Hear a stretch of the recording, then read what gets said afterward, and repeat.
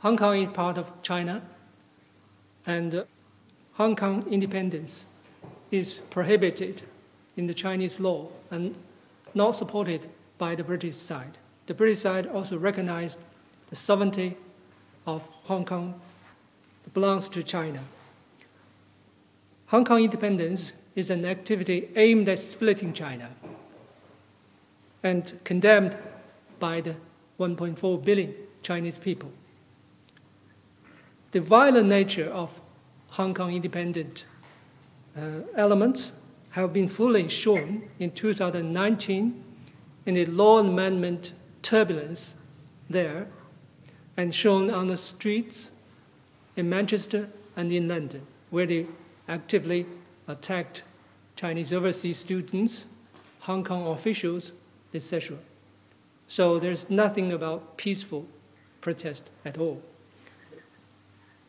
Protecting shelter to the Hong Kong independent elements will only, in the end, bring disaster to Britain.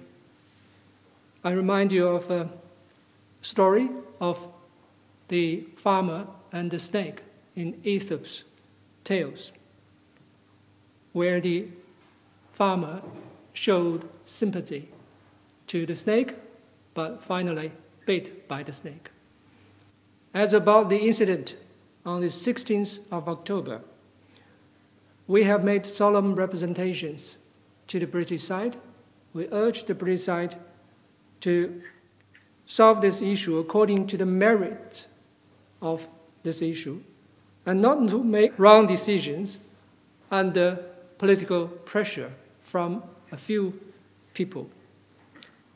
We also request the British side to provide enough protection for the Chinese diplomatic missions in the UK in the future. Both China and the UK are permanent members of the UN Security Council, and this relationship goes beyond bilateral meaning and has far significance in the world. In recent years, although China-UK relations are facing some challenges, depth and width of these relations continue to grow. China is now the third largest trading partner of the UK and the number one source of imports for the past quarters. The Chinese investment to Britain have contributed £63 billion to British GDP and supported almost 80,000 British jobs. British exports to China also increased sharply. So we see this relationship to be win-win and mutually beneficial.